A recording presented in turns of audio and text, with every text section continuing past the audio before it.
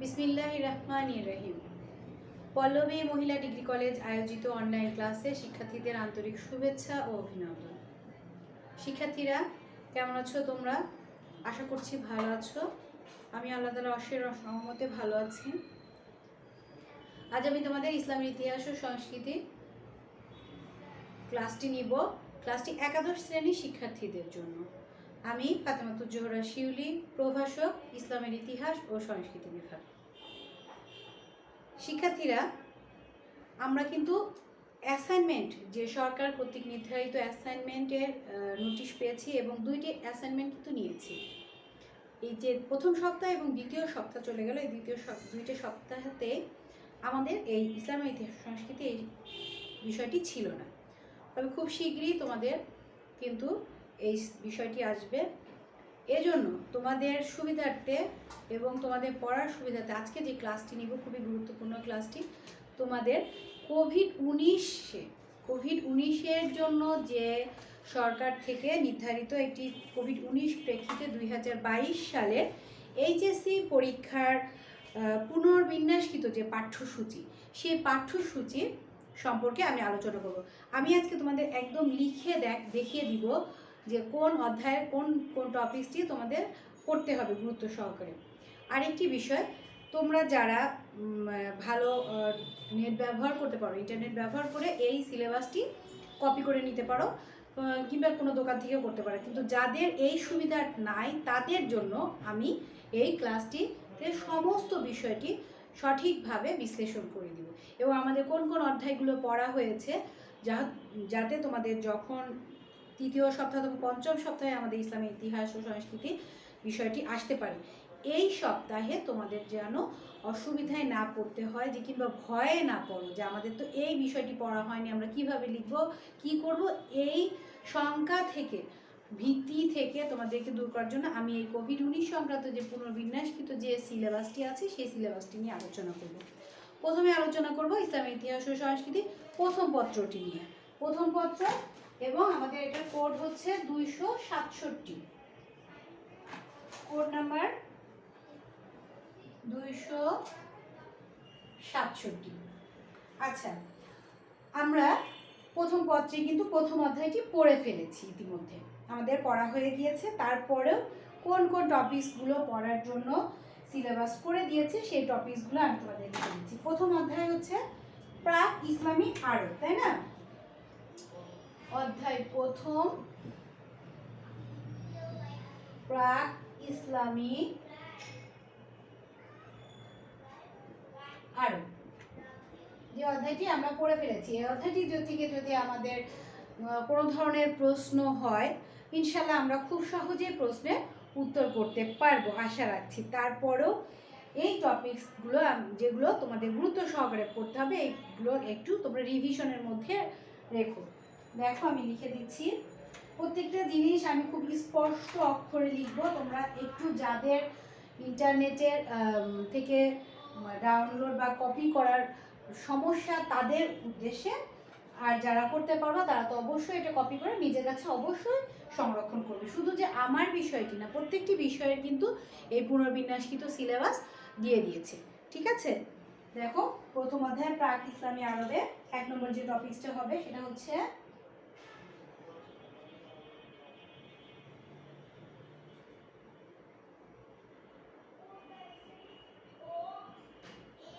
ইসলাম পূর্ব যুগে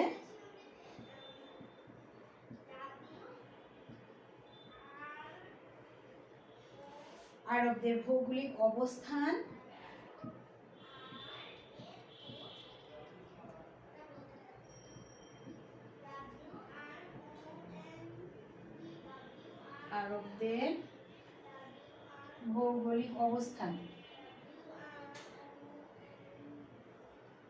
ও জলবায়ু এবং অধিবাসীদের উপর এসবের প্রভাব বর্ণনা, এবং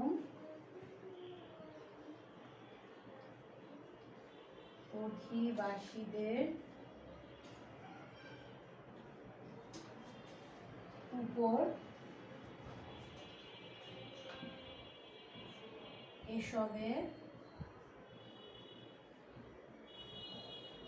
তোমরা যারা বই কিনেছো তারা ইসলাম পূর্ব যুগে দেখলে বুঝতে পারবে যে ইসলাম পূর্ব যুগে আরবদের ভৌগোলিক অবস্থান ও জলবায়ু এবং অধিবাসীদের উপর এসবের বর্ণনা এই টপিকসগুলো দেওয়া আছে। এরপরে 2 নম্বর যে টপিকসটি হবে সেটা হচ্ছে প্রাচীন সভ্যতা সমূহের বৈশিষ্ট্য। প্রাচীন সভ্যতা সমূহের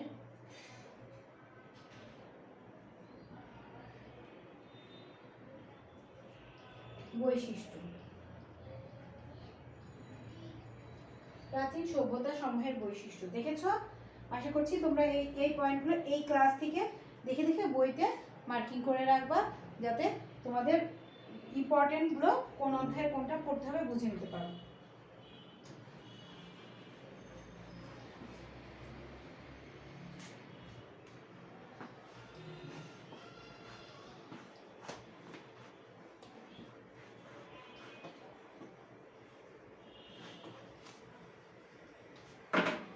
তিন নাম্বারটি হচ্ছে ইসলাম পূর্ব যুগে আরব জীবনযাত্রার রাজনৈতিক, সামাজিক, ধর্মীয়, সাংস্কৃতিক অবস্থার বর্ণনা। এটা কিন্তু আমি খুব সুন্দর করে তোমাদের প্রত্যেকটি ভৌগোলিক, সামাজিক, ধর্মীয়, রাজনৈতিক, অর্থনৈতিক, সাংস্কৃতিক এটার উপর 2টা ক্লাস নেওয়া আছে, তোমরা ক্লাসগুলো খেয়াল করবা। 3 নাম্বারটি হচ্ছে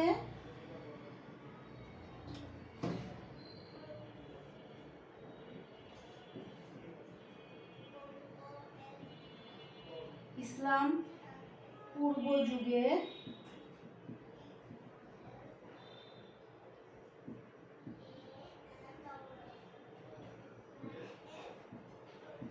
আরব জীবনযাত্রার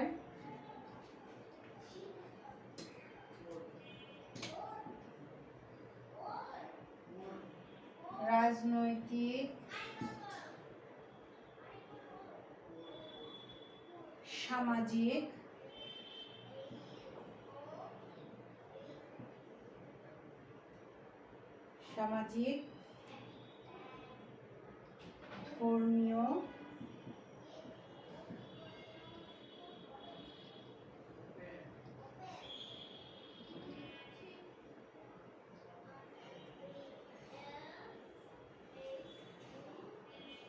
ধর্মীয়, অর্থনৈতিক ও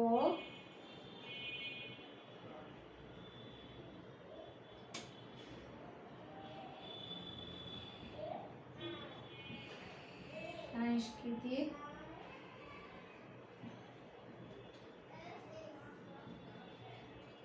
অবস্থার বর্ণনা। বুঝছো? ইসলাম পূর্ব যুগে আরবের জীবনযাত্রার রাজনৈতিক, সামাজিক, ধর্মীয়, অর্থনৈতিক ও সাংস্কৃতিক অবস্থার বর্ণনা। 4 নাম্বারটা হচ্ছে প্রাক ইসলামী আরবদের কতিপয় উৎকৃষ্ট গুণাবলী।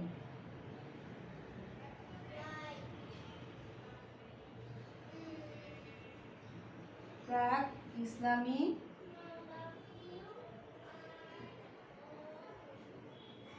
আরব জীবনের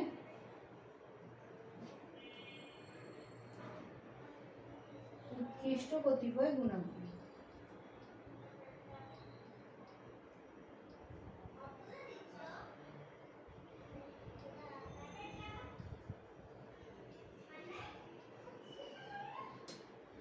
ঠিক আছে, এই গেল হচ্ছে প্রথম অধ্যায়।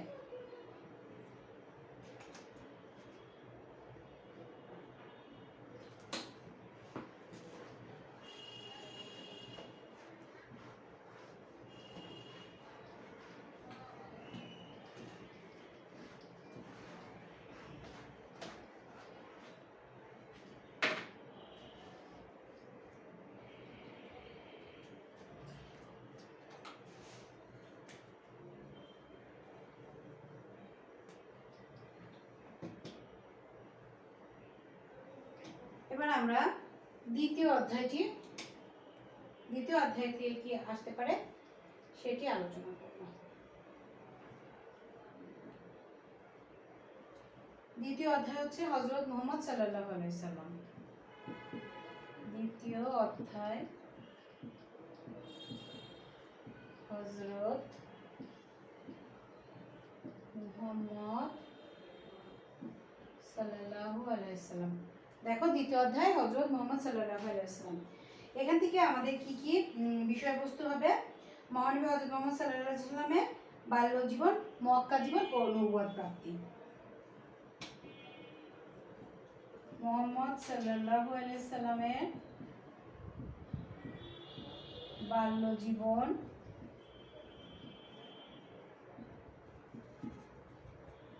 মক্কা জীবন ও নবুয়ত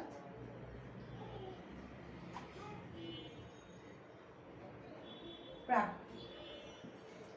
স্পষ্ট দেখতে পারো, দেখো মুহাম্মদ সাল্লাল্লাহু আলাইহি সাল্লামের বাল্য জীবন, মক্কা জীবন এবং নবুয়ত প্রাপ্তি। দ্বিতীয়টা দেখো হিজরতের কারণ ও গুরুত্ব। হিজরত কিন্তু আমি তোমাদের পড়িয়েছি, বাল্য জীবন ও মক্কা জীবন, নবুয়ত প্রাপ্তিও পড়িয়েছি। হিজরত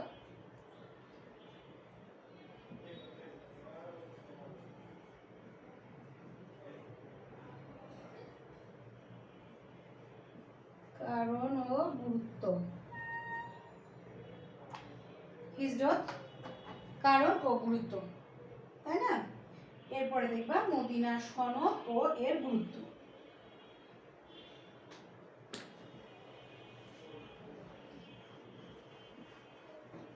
মদিনা সনদ পড়িয়েছি, তাই না? 22টি সনদ, যে 47টি সনদ ছিল সেটার মধ্যে আমরা 22টি সনদ পড়িয়েছি, কারণ তোমাদের সংক্ষিপ্ত করে পড়িয়েছি, গুরুত্বপূর্ণগুলো পড়িয়েছি 47টি সনদের মধ্যে। এরপরে হচ্ছে 3 নাম্বার প্রাথমিক যুদ্ধ সমূহ।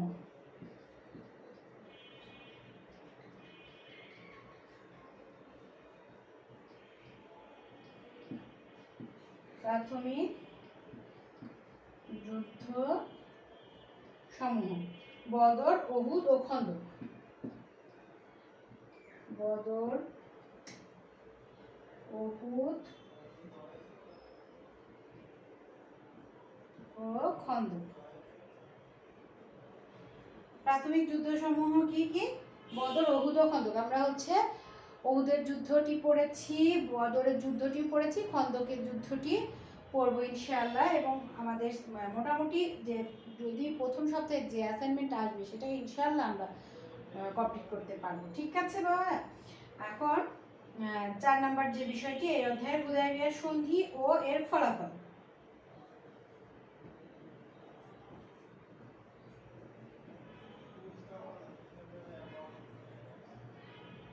হুদায়বিয়ার সন্ধি ও এর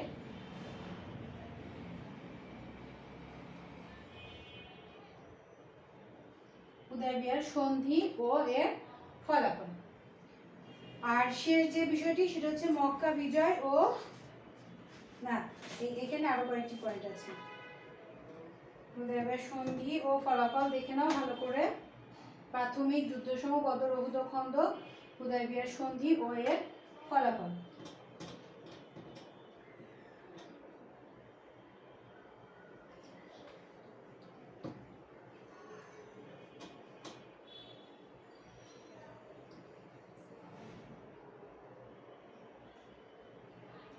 পাঁচ নম্বর হচ্ছে বিদায় হজ ও বিদায় হজের ভাষণ।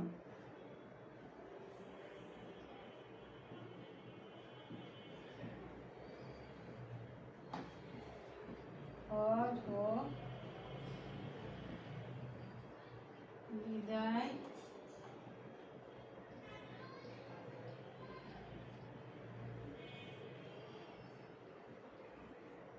হজের ভাষণ। বিদায় হজ ও বিদায় হজের ভাষণ, খেয়াল করে না দেখো, বিদায় হজ ও বিদায় হজের ভাষণ। এরপর মহানবী সাল্লাল্লাহু আলাইহি ওয়াসাল্লামের সংস্কার সমূহ।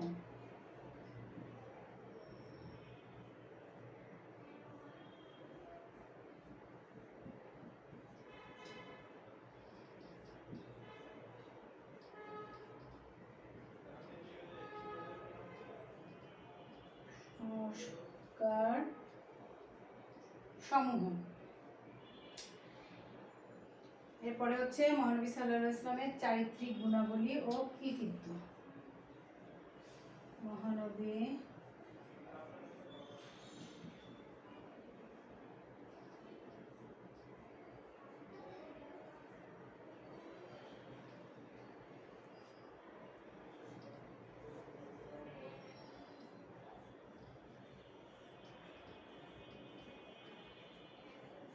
গুণাবলী ও কৃতিত্ব। দেখো মহানবী সাল্লাল্লাহু আলাইহি ওয়াসাল্লামের চারিত্রিক গুণাবলী ও কৃতিত্ব।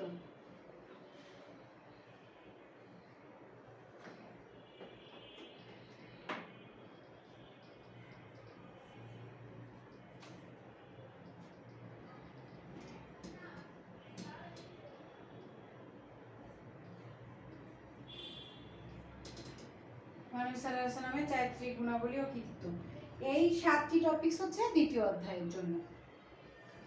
এবার তৃতীয় অধ্যায়টি আমরা দেখব খুলাফায়ে রাশেদিন।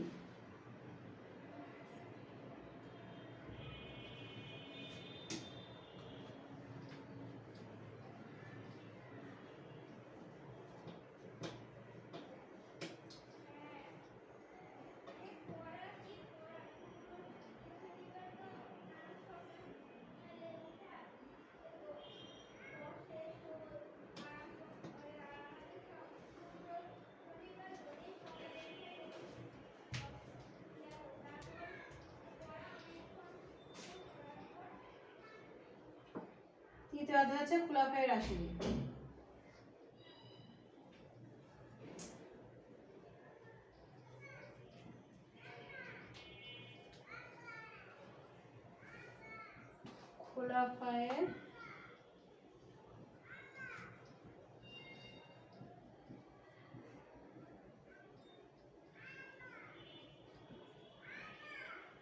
খুলাফায়ে রাশেদিন তৃতীয় অধ্যায়।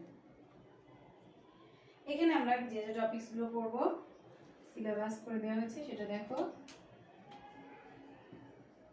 হযরত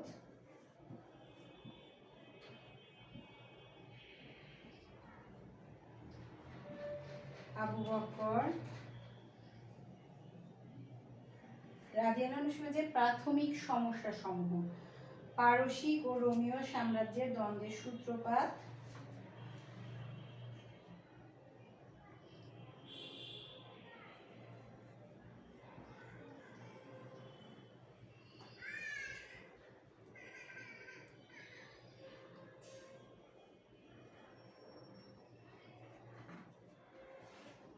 প্রাথমিক সমস্যা সমূহ,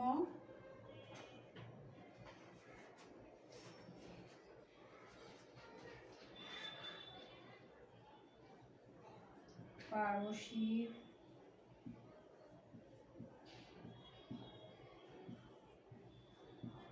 ও রোমীয় সাম্রাজ্যের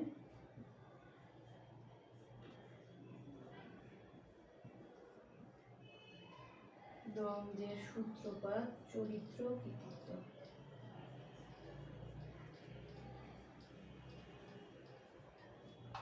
দ্বন্দ্বের সূত্রপাত যে প্রাথমিক সমস্যা, সেই সমস্যা পারসিক ও রোমীয় অনেক সমস্যা ছিল, কিন্তু সেটার মধ্যে পারসিক আর রোমীয় সাম্রাজ্যের দ্বন্দ্বের সূত্রপাতটাই দেখানো হবে। আর আবু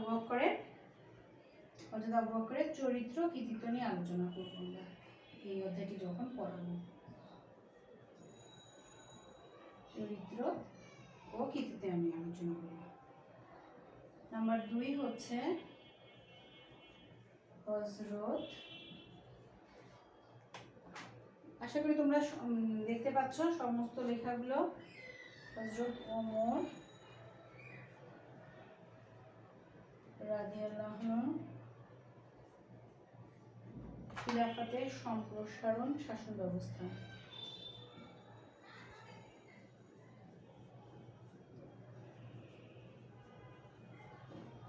সম্প্রসারণ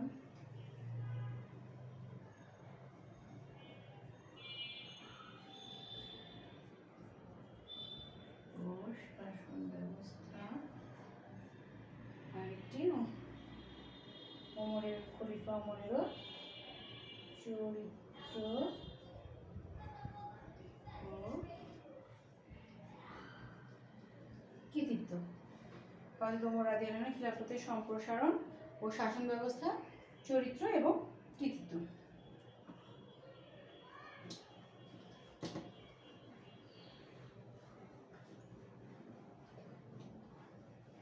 তোমাদের বইতে প্রথম পত্রে 6টি অধ্যায় আছে, একটি অধ্যায় পুরোপুরি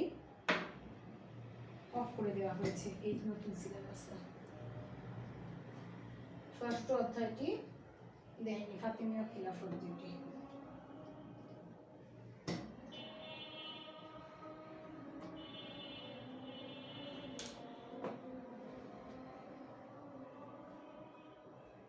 এরপরে হযরত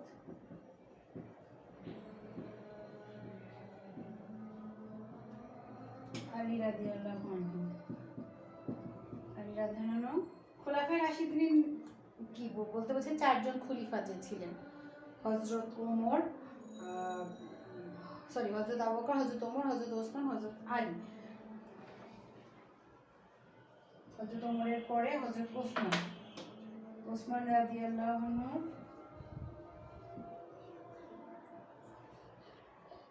শাসন কার্যাবলী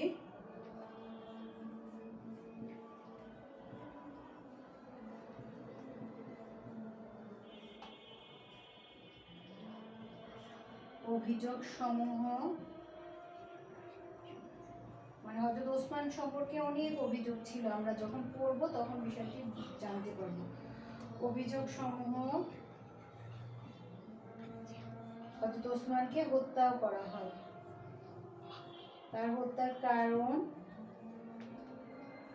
ফলাফল এবং হযরত ওসমানের চরিত্র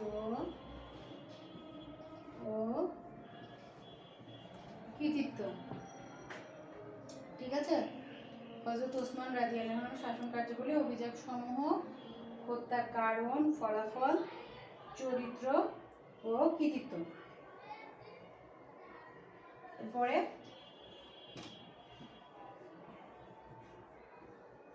হযরত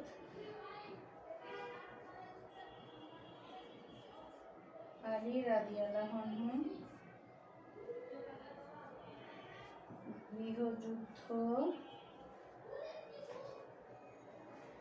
শিয়া ও খারিজিদের উৎপত্তি,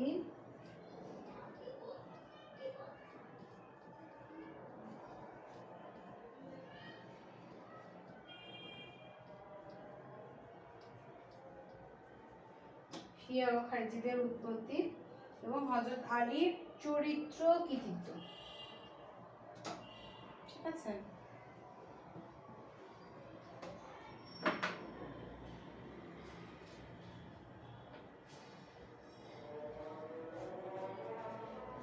এবং এই অধ্যায়ের সর্বশেষ যে বিষয়টি সেটা হচ্ছে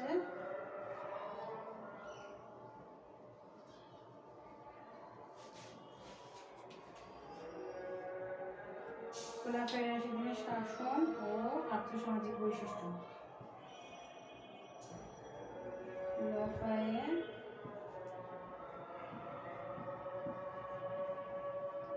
রাশিদিনের শাসন ও আর্থসামাজিক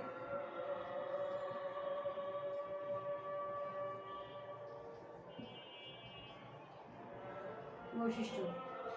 এই কয়টি বিষয় হচ্ছে তৃতীয় অধ্যায়ের আমাদের পাঠ হিসেবে থাকবে। এরপরে আমরা আসবো চতুর্থ অধ্যায়। চতুর্থ অধ্যায় হচ্ছে উমাইয়া খিলাফত। তৃতীয় অধ্যায় শেষ হলো হচ্ছে খোলাফায়ে রাশিদিনের বিষয়টি নিয়ে।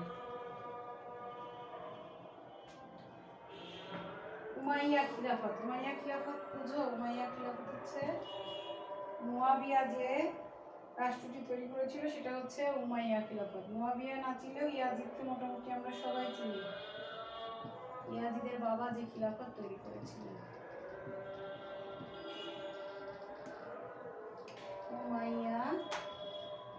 খিলাফত। উমাইয়া খিলাফতে যে টপিকসগুলো আমাদের আসছে, 1 নাম্বার হচ্ছে খুলাফায়ে রাশিদিনের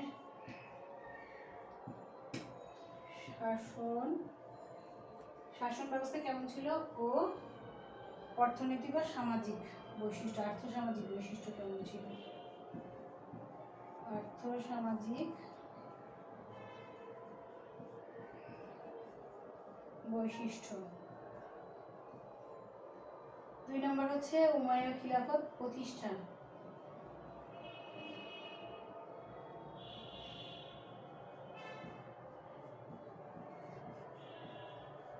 সরি, তোমাদের একটা জিনিস ডবল হয়ে গেছে, তৃতীয় অধ্যায়টি আমি চতুর্থ অধ্যায় লিখে ফেলেছি। উমাইয়া খিলাফত প্রতিষ্ঠা হচ্ছে 1 নম্বরে, চতুর্থ অধ্যায়।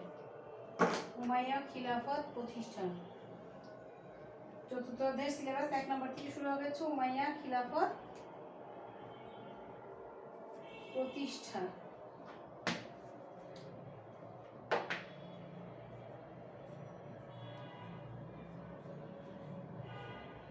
উমাইয়া খিলাফত প্রতিষ্ঠান। 2 নম্বর হচ্ছে মুয়াবিয়া রাদিয়াল্লাহু আনহুর সামরিক অভিযান, শাসন ব্যবস্থা, চরিত্র, কৃতিত্ব। মুয়াবিয়া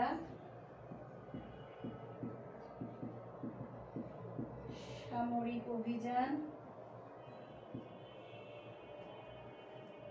শাসন ব্যবস্থা, চরিত্র, কৃতিত্ব। সামরিক অভিযান, শাসন ব্যবস্থা, চরিত্র ও কৃতিত্ব।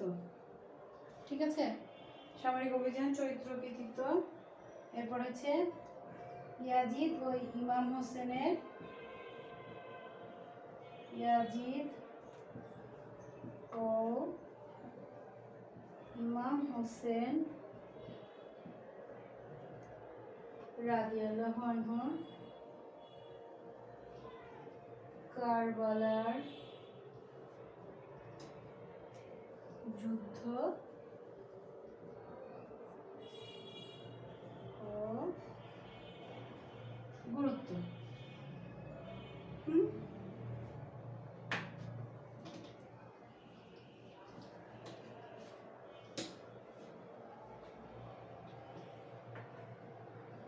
এরপরে 3 নাম হচ্ছে আব্দুল মালিক। আব্দুল মালিক নামে একজন শাসক ছিল উমাইয়া খিলাফতে। উমাইয়া শাসনের পুনর্গঠন ও সুদৃঢ়করণ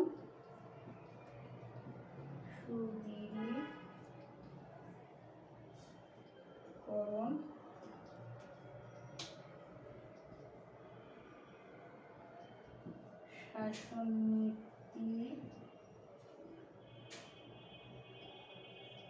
ও সংস্কার,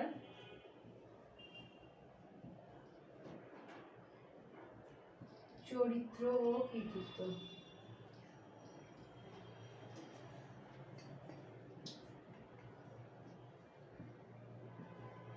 এ গেল আব্দুল মালিক। আব্দুল মালিকের পুনর্গঠন, শাসন ব্যবস্থা পুনর্গঠন ও সুদৃঢ়, শাসন নীতি ও সংস্কার, চরিত্র ও কৃতিত্ব। এরপরে আসবে হচ্ছে ওয়ালিদ বিন আব্দুল মালিক, আব্দুল মালিকের ছেলে ওয়ালিদ।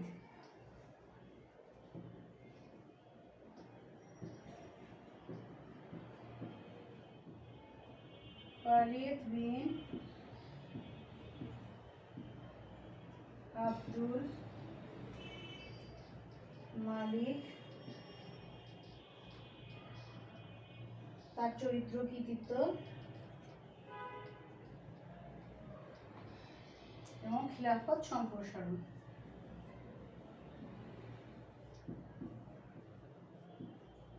খিলাফত সম্প্রসারণ। আর 5 নম্বরটা হচ্ছে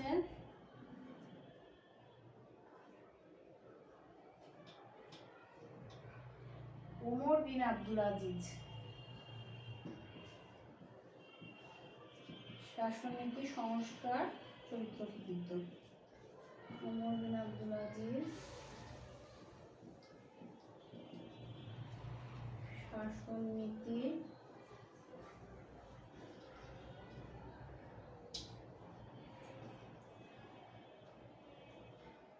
সংস্কার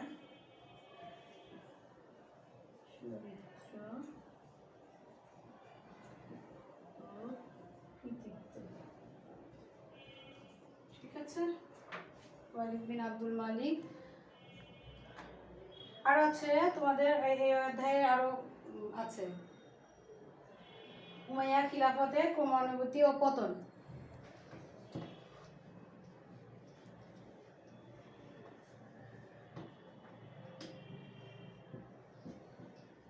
উমাইয়া খিলাফতে ক্রমানুভূতি ও পতন। উমাইয়া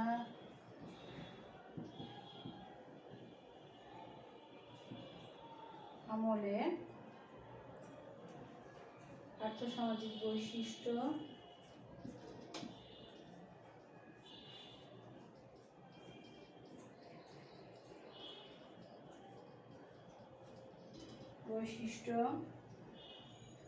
উমাইয়া আমলের শিল্প, স্থাপত্য, সাহিত্য চর্চা, সাহিত্য ও সাংস্কৃতিক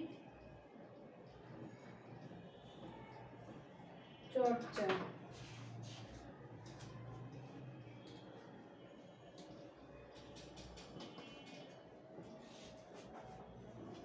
এবং সর্বশেষ অধ্যায়টি আব্বাসীয় খিলাফত। এটা হলো প্রথম আমাদের একদম সম্পূর্ণ সিলেবাসটি প্রথম পত্রে শেষ হয়ে যাব। আব্বাসী খিলাফত। আব্বাসী খিলাফত আমরা পড়ব আব্বাসী আন্দোলন। আব্বাসী আন্দোলনের টপিকসটি আবু জাফর আল মনসুরের টপিকস। ওগুলো কিন্তু এগুলোর টপিকসের উপরেই আমরা এগুলো পড়ব। আবু জাফর আল মনসুর, আবু জাফর আল মনসুর। 3 হচ্ছে আব্বাসী খিলাফতের বিশিষ্ট খুব নাম করা একজন শাসক খলিফা হারুন আর রশিদ। হারুন আর রশিদ পড়ব। 4 পর্ব হচ্ছে বার্মাকিদের উত্থান।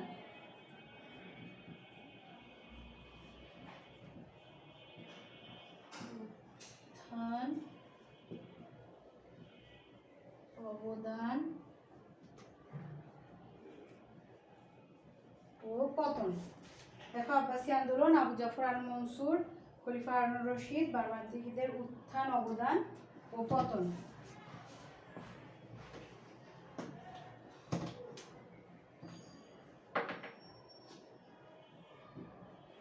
খলিফা আল-আমিন ও মামুনের গৃহযুদ্ধ।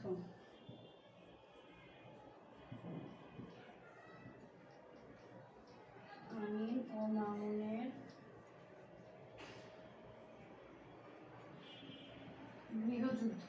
এরা 2 ভাই, খলিফা আল-আমিন আর মামুন, তাদের মধ্যে একটি যুদ্ধ হয়েছিল। এরপরে আল মামুন সম্পর্কে আমরা পড়ব। তিনি ছিলেন জ্ঞান বিজ্ঞান চর্চায় খুবই একজন বিখ্যাত ব্যক্তি। এরপরে যে বিষয়টি পড়ব সেটা হচ্ছে বুয়াইদ ও সেলজুক। ওয়াহিদ ও সেলজুক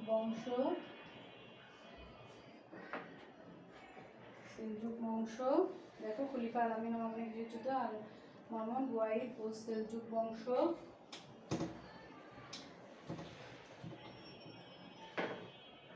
আর মাত্র 3টি পয়েন্ট আছে তোমাদের, এটা হলে পুরো সিলেবাসটি শেষ।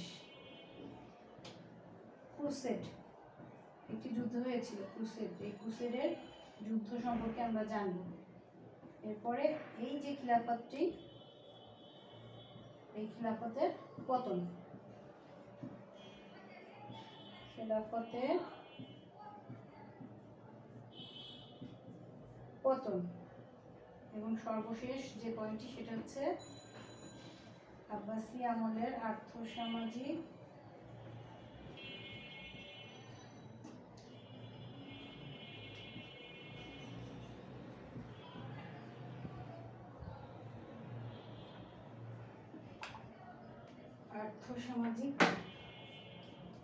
বৈশিষ্ট্য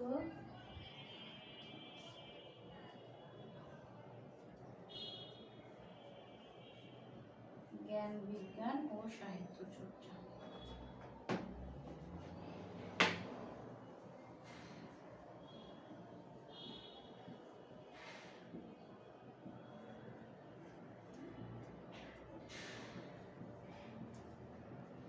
সাহিত্য চর্চা, দেখো ক্রুসেড, আব্বাসি খিলাফতের পতন, আব্বাসি আমলের আর্থ সামাজিক বৈশিষ্ট্য, জ্ঞান বিজ্ঞান ও সাহিত্য চর্চা।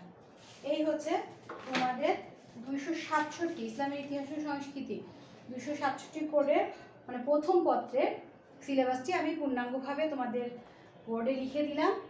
সবাই এই সিলেবাসটি খেয়াল করবা এবং আগামী ক্লাস দেখার আমন্ত্রণ রইল। ধন্যবাদ সবাইকে।